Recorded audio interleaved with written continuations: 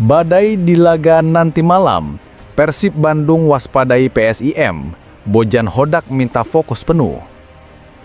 PSIM siap menerkam Maung Bandung jika hand-hand tetap dimainkan. Bisakah Persib kunci hand-hand di toilet dan raih 3 poin di laga nanti malam?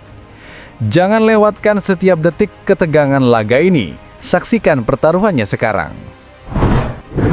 Gempa bursa transfer Super League, Jordi Amat komentari isu Tom Hey ke Persib Bandung. Apa katanya? Rumor panas yang bisa mengguncang lini tengah Persib Bandung. Apakah Tom Haye benar-benar akan merapat dan mengubah nasib Maung Bandung? Tonton detail komentar Jordi Amat yang penuh kejutan ini dan rasakan ketegangan dunia sepak bola Indonesia. Kobaran perjuangan membara, tatap laga hidup mati. Gelandang Persib Bandung Luciano Guaicochea siap bangkit lawan PSIM Yogyakarta di pekan ketiga. Luciano siap menjadi pahlawan, membangkitkan Maung Bandung dari keterpurukan. Bisakah dia menyalakan semangat juara yang sedikit padam? Ikuti perjalanan dramatis Persib di lapangan dan rasakan setiap emosi pertandingannya. Kelakuan rendahan dari publik ibu kota, Jakmania SDM Kampungan. Persija disanksi tanpa penonton hingga akhir musim jadi tuntutanku usai Ciro Alves dilempari sepatu di laga Malut United versus Persija saat akan melakukan tendangan sudut. Dunia menyaksikan aksi tak terpuji ini. Perbuatan Jakmania sungguh memalukan, mencorek nama baik sepak bola Indonesia di mata dunia. Bagaimana Ciro Alves menanggapi penghinaan brutal ini? Saksikan kronologi lengkapnya dan rasakan ketegangan yang membuat jantung berdegup kencang. Badai kekeringan gol menghantam Persib. Manajemen Persib Bandung harus menyejaki Sherdan Shaqiri sebagai solusi instan. Jadi tuntutanku usai statistiknya yang memukau di 5 liga top Eropa. Dan di sisi lain striker Persib Bandung Ramon Tangke belum menunjukkan ketajaman, belum mencetak 1 gol pun dan kontribusinya minim. Jangan lewatkan momen penting ini, saksikan berita selengkapnya, dan lihat bagaimana Persib bisa bangkit dari keterpurukan lini depan mereka. Sebelum kita lanjut ke berita lengkapnya, jangan lupa tekan tombol subscribe, like, dan notifikasi channel Bolcast agar kalian gak ketinggalan berita terbarunya.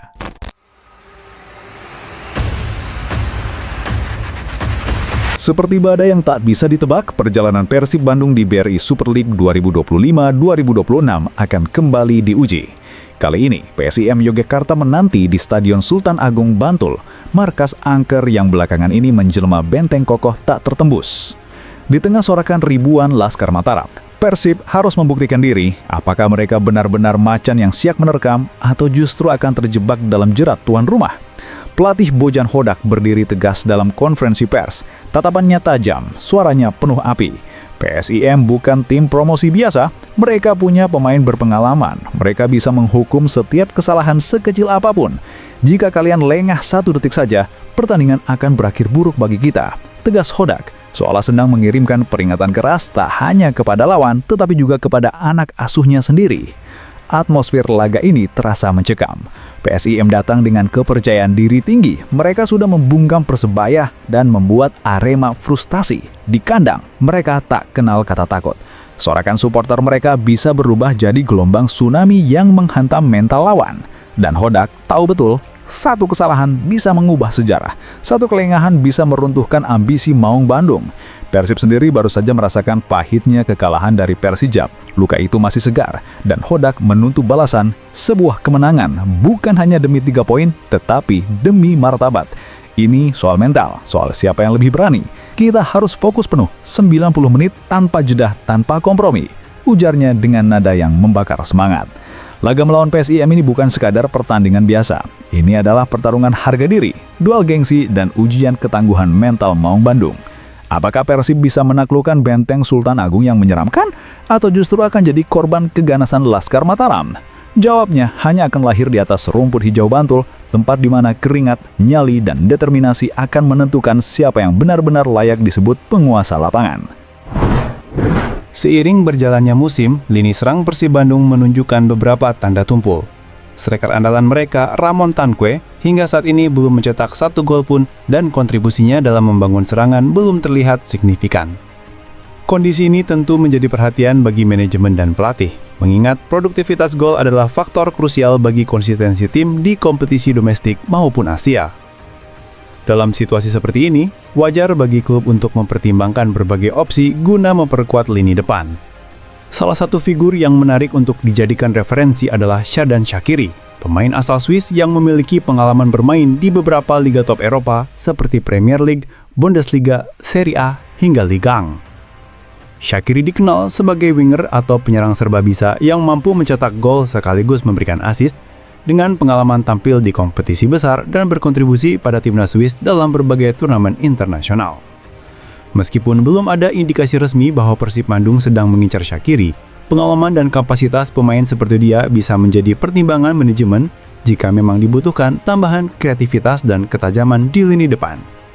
Langkah ini bukan berarti keputusan pasti, melainkan bentuk spekulasi yang realistis, mencari pemain berpengalaman yang mampu meningkatkan daya dobrak tim, sekaligus memberikan alternatif solusi untuk meningkatkan produktivitas gol. Yang jelas, manajemen Persib tentu memiliki opsi lain, mulai dari menunggu perkembangan Ramon Tanque, memaksimalkan potensi pemain lokal, hingga mempertimbangkan pemain asing yang sudah terbukti di level internasional. Shaqiri sendiri dengan kualitas dan pengalaman yang dimilikinya akan menjadi opsi yang menarik bila tujuan utama adalah meningkatkan ketajaman dan konsistensi serangan. Dalam laga penuh kontroversi antara Persija Jakarta dan Malut United di JIS, insiden memalukan terjadi saat Ciro Alves, pemain Malut United, dilempari sepatu oleh oknum supporter Jakmania saat akan melakukan tendangan sudut. Meskipun sepatu tersebut tidak mengenai tubuhnya, tindakan tersebut tetap mencoreng citra sepak bola Indonesia di mata dunia. Reaksi keras datang dari berbagai pihak, termasuk pengamat sepak bola dan netizen yang mengecam keras tindakan tersebut. Banyak yang menilai bahwa insiden ini menunjukkan ketidakdewasaan dan rendahnya sikap sebagian supporter sepak bola Indonesia. Beberapa netizen bahkan menyarankan agar tindakan tersebut dilaporkan ke FIFA sebagai bentuk protes terhadap perilaku buruk supporter. Di sisi lain, Ciro Alves menunjukkan sikap profesional dengan tetap fokus pada pertandingan dan tidak membalas provokasi tersebut. Namun insiden ini tetap menjadi sorotan utama media sosial dan menjadi bahan perbincangan hangat di kalangan penggemar sepak bola. Sebagai langkah tindak lanjut, diharapkan pihak berwenang termasuk PSSI dan kepolisian dapat segera mengidentifikasi pelaku dan memberikan sanksi tegas sesuai dengan peraturan yang berlaku. Hal ini penting untuk menjaga martabat sepak bola Indonesia dan memastikan bahwa kejadian serupa tidak terulang di masa depan. Insiden ini juga menjadi cerminan bagi seluruh elemen sepak bola Indonesia, baik klub, supporter, maupun federasi, untuk bersama-sama membangun atmosfer yang lebih positif dan mendukung perkembangan sepak bola nasional.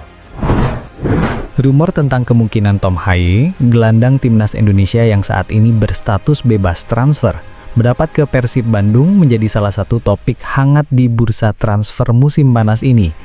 Nama Haye mencuat di sejumlah media didorong oleh fakta bahwa kontraknya bersama Almere City telah habis dan belum diperpanjang. Dalam situasi ini, awak media pun menanyakan komentar kepada Jordi Amat, bek Persija Jakarta sekaligus rekan satu tim Haye di timnas Indonesia. Dengan tegas, Amat menjawab bahwa ia tidak mengetahui secara pasti tentang rumor tersebut. Banyak rumor yang terjadi di bursa transfer musim panas, jadi saya tidak tahu. Saya tidak berkomunikasi juga dengan Tom, ungkapnya secara lugas. Meskipun mirip dengan rumor yang menyebutkan Haye bisa saja bergabung ke klub lain, seperti Bangkok United, setelah sebelumnya dikaitkan dengan beberapa klub Asia Tenggara. Amat menyatakan bahwa semua masih sebatas spekulasi. Lebih lanjut, Amat menunjukkan sikap profesional dan suportif. Ia berharap terlepas dari kemana Haye akan melangkah berikutnya, sang gelandang bisa menemukan tim yang cocok dan proyek yang memuaskan secara karir. Saya berharap dia menemukan tim yang bagus, proyek yang bagus, untuk menikmati sepak bola dan bahagia. Dia teman yang baik, tambah Amat dengan nada penuh kehangatan. Sementara itu, sebagian media dan komentar di media sosial turut menyuarakan spekulasi tentang kemana Haye akan berlabuh. Sebagian menyebut Persib Bandung sebagai tujuan potensial, sebagian lainnya menyorot tawaran dari Bangkok United yang dikenal agresif dalam mendatangkan pemain asing. Namun hingga saat ini tidak ada pernyataan resmi baik dari pihak Persib maupun dari Tom Haye sendiri.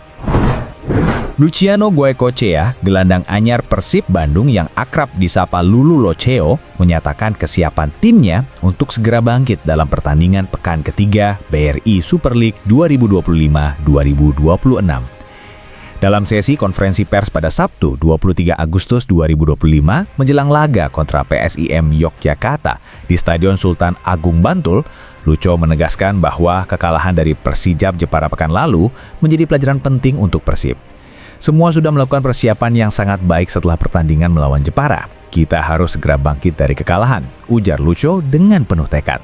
Ia menambahkan bahwa rekan-rekannya harus tampil penuh ambisi dan menunjukkan mental sebagai tim juara. Persib Bandung adalah tim besar, kita harus menunjukkan keinginan untuk selalu menang dalam setiap pertandingan.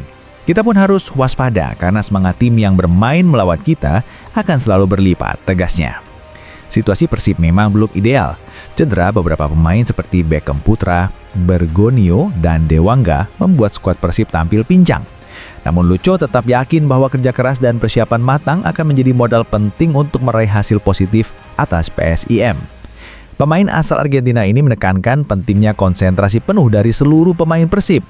Meski masih berbenah usai menelan kekalahan, Lucho berharap semangat tim untuk memenangkan pertandingan tetap menyala. Ia tidak hanya berbicara tentang kebutuhan meraih poin, tetapi juga soal kebanggaan dan mental juara yang harus terus menyala setiap kali berseragam Bandung. Persib Bandung saat ini menghadapi tekanan besar untuk segera merespons kekalahan sebelumnya. Dengan Lucho sebagai figur baru yang menyuntikkan energi di lini tengah, harapan terbuka lebar bahwa Persib bisa bangkit, kembali ke jalur kemenangan, dan membuktikan bahwa mereka tetap menjadi ancaman serius untuk tim manapun.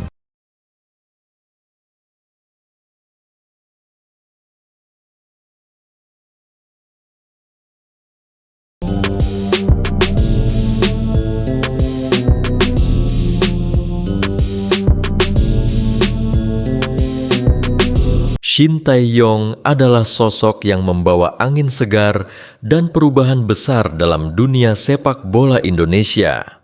Ia datang bukan hanya sebagai pelatih, tetapi sebagai revolusioner yang berani mengubah sistem yang selama ini berjalan apa adanya. Kehadirannya pertama kali menimbulkan rasa penasaran yang besar di kalangan publik sepak bola Indonesia. Sosok yang pernah membawa Korea Selatan tampil impresif di Piala Dunia 2018 itu tentu bukan nama sembarangan. Ia datang dengan reputasi yang tidak main-main dan membawa segudang harapan di pundaknya untuk memperbaiki performa timnas Indonesia yang sempat terpuruk dalam berbagai kompetisi internasional. Sejak awal, Shin Tae-yong menunjukkan pendekatan yang berbeda dibandingkan pelatih-pelatih sebelumnya. Ia menekankan pentingnya kedisiplinan, mental juang, dan kerja keras dalam membangun skuad Garuda yang tangguh. Latihan yang diterapkannya terkenal keras, bahkan tak jarang menuai keluhan dari pemain, tetapi dalam jangka panjang terbukti efektif.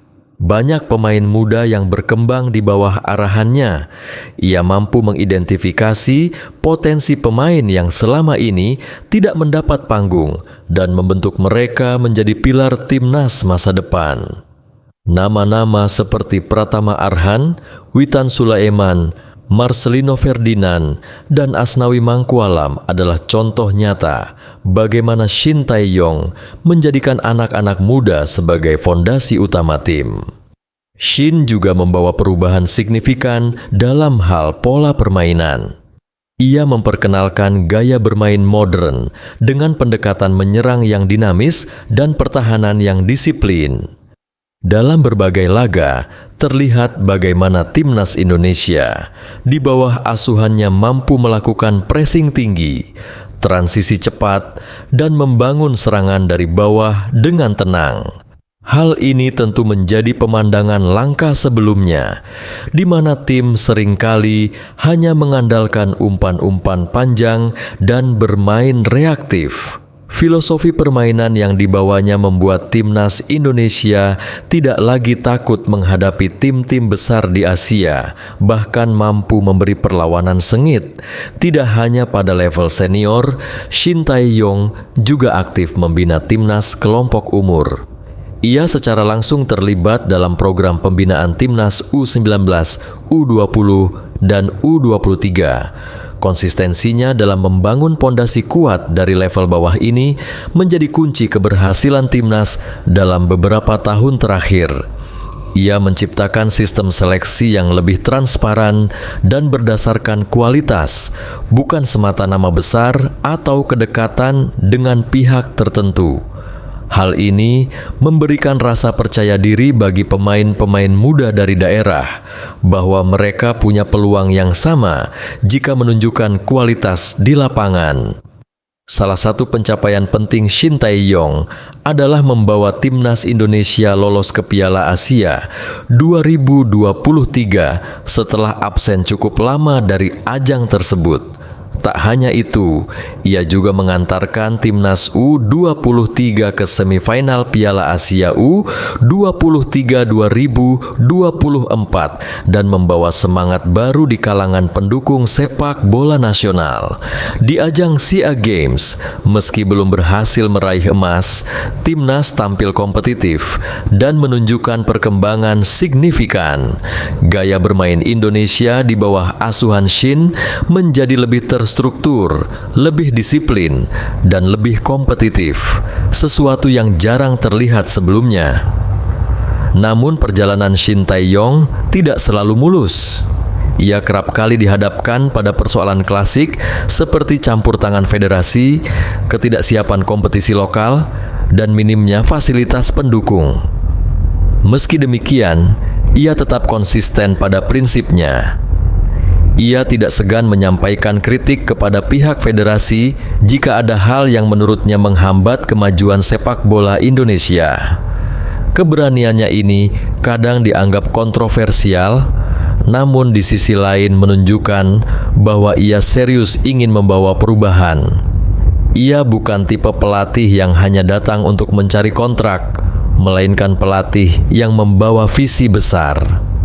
Salah satu momen paling ikonik dari Shin Tae-yong adalah ketika ia turun langsung ke lapangan untuk memantau pemain-pemain muda di berbagai daerah. Ia tidak hanya mengandalkan laporan dari tim pelatih, tetapi secara aktif mengamati pertandingan di kompetisi usia muda, turnamen antar provinsi, bahkan liga lokal. Hal ini menunjukkan dedikasi dan keseriusannya dalam membangun Timnas dari akar rumput. Ia percaya bahwa potensi besar Indonesia terletak pada anak-anak muda yang tersebar di seluruh pelosok negeri, dan tugas pelatih adalah menemukan serta mengembangkan mereka dengan maksimal. Dalam banyak wawancara, Shin Tae-yong menekankan pentingnya proses. Ia menyadari bahwa membangun tim yang kuat tidak bisa dilakukan dalam waktu singkat. Ia meminta waktu dan dukungan dari semua pihak, termasuk federasi, media, dan supporter. Ia ingin agar semua pihak menyadari bahwa membangun budaya sepak bola yang profesional memerlukan komitmen jangka panjang. Ia tak ingin Timnas hanya mengejar hasil instan, tetapi ingin meninggalkan warisan berupa sistem pembinaan yang berkelanjutan. Dengan cara ini, Indonesia tidak hanya sukses sesaat, tetapi bisa bersaing secara konsisten di level Asia. Maka tak heran, semangat juang dan determinasi para pemain meningkat drastis ketika membela Timnas di bawah asuhan Shin. Kontribusinya pun berdampak luas, tidak hanya di lapangan tetapi juga secara sosial. Ia memberi inspirasi bagi para pelatih lokal untuk lebih serius belajar dan meningkatkan kemampuan. Banyak pelatih muda yang mulai memperhatikan aspek taktik, fisik, dan mental mengikuti jejak Shin. Bahkan federasi mulai melirik untuk membuat sistem kepelatihan yang lebih berstandar, menyadari bahwa kualitas pelatih adalah kunci dalam membina pemain muda sejak usia dini. Shin Tae-yong menjadi katalis perubahan, bukan hanya di Timnas, tetapi di seluruh ekosistem sepak bola Indonesia. Dalam beberapa momen tertentu, ketika federasi tampak lamban atau tidak sejalan, ia tidak ragu menyuarakan pendapatnya. ia tetap bersikap hormat, tetapi tegas. Ia meminta agar PSSI dan klub-klub lebih peduli terhadap jadwal, fasilitas, dan pola pembinaan pemain. Ia tidak mau kompromi dengan hal-hal yang merusak perkembangan timnas. Bahkan ia bersedia menunda pulang ke negaranya dan tinggal lebih lama di Indonesia demi memantau langsung latihan dan perkembangan pemain. Ia tidak sekadar hadir saat turnamen, tetapi aktif sejak tahap awal persiapan. Salah satu bukti dedikasinya adalah saat ia mengambil keputusan untuk membawa skuad muda ke turnamen bergengsi demi memberi pengalaman jangka panjang. Banyak yang meragukan keputusannya, namun Shin menjelaskan bahwa turnamen bukan hanya soal hasil, tetapi proses pembelajaran. Ia ingin anak-anak muda itu tumbuh di atas tekanan kompetisi nyata, melawan pemain terbaik di Asia. Ia tidak takut dikritik karena hasil, karena ia melihat gambaran besar. Beberapa tahun setelahnya, keputusannya itu terbukti tepat. Pemain-pemain yang dulu masih hijau kini menjadi tulang punggung timnas. Dalam berbagai kesempatan, Shin Tae-yong menyampaikan harapannya agar sepak bola Indonesia menjadi lebih mandiri, lebih modern, dan lebih profesional. Ia menginginkan struktur yang tidak hanya bergantung pada pelatih asing, tetapi membangun kapasitas lokal. Ia juga menyarankan agar Indonesia membentuk sistem scouting nasional, memperbanyak pusat pelatihan berbasis data, dan mengoptimalkan pemanfaatan teknologi. Ia melihat potensi besar, tetapi juga memahami bahwa tanpa sistem, talenta akan sia-sia. Ia mendorong agar pendidikan sepak bola ditanamkan sejak usia sekolah, agar generasi baru tumbuh dengan pemahaman taktik dan teknik yang benar. Kepribadian Shin Tae-yong juga menjadi daya tarik tersendiri. Meski dikenal tegas dan keras, ia memiliki sisi humor dan hangat. Ia sering bercanda dengan pemain, makan bersama mereka, dan menunjukkan perhatian kecil yang membuat para pemain merasa dihargai. Bahkan dalam beberapa video yang beredar, terlihat bagaimana Shin bermain game dengan pemain bercengkerama santai atau memberi pelukan saat pemain mengalami cedera. Hubungan yang humanis ini membuat para pemain merasa dilatih oleh seseorang yang benar-benar peduli, bukan sekadar atasan. Capaian-capaian seperti menahan imbang Thailand, mengalahkan Vietnam, atau melangkah jauh di Piala Asia U23 bukanlah kebetulan. Semua adalah hasil kerja keras yang terencana. Ia merancang program latihan dengan sangat rinci, memilih asisten pelatih yang kompeten, dan selalu membuka ruang untuk evaluasi. Ia juga bersikeras agar tim memiliki staf nutrisi, psikolog, dan medis yang lengkap. Ia percaya bahwa sepak bola modern tidak bisa hanya bergantung pada bakat, tetapi juga pada manajemen detail di luar lapangan. Hubungan Shin Tae-yong dengan publik Indonesia pun sangat baik. Ia sering menyapa supporter, tidak segan menyampaikan ucapan terima kasih, dan bahkan belajar bahasa Indonesia untuk bisa lebih dekat dengan masyarakat. Ia memahami pentingnya dukungan publik dalam membangun semangat timnas. Ia menyadari bahwa Indonesia bukan negara biasa dalam hal fanatisme sepak bola. Maka, ia menghargai setiap yel-yel, koreografi, dan doa dari tribun stadion. Ia tahu bahwa di balik tekanan yang besar, ada cinta yang luar biasa dari rakyat untuk timnasnya. Kini, ketika kontraknya masih berlangsung, publik berharap agar Shin Tae-yong bisa terus melanjutkan proyek besar yang telah ia mulai. Banyak yang ingin ia menjadi pelatih jangka panjang, bahkan setelah masa kontraknya habis. Ia dianggap sebagai pelatih terbaik yang pernah dimiliki Indonesia dalam 2 dekade terakhir. Tidak hanya karena kemampuan teknisnya, tetapi juga karena komitmennya pada perubahan dan pembinaan berkelanjutan. Ia adalah simbol bahwa sepak bola Indonesia masih punya harapan selama ditangani oleh orang yang benar dan dengan cara yang benar. Jika masa depannya bersama Timnas Indonesia masih berlanjut, maka satu hal yang pasti, perubahan akan terus bergerak maju. Dan jika suatu hari ia harus meninggalkan Indonesia, warisan yang ia tinggalkan akan tetap hidup dalam setiap pemain muda yang percaya diri, dalam setiap pertandingan yang penuh strategi, dan dalam setiap supporter yang camp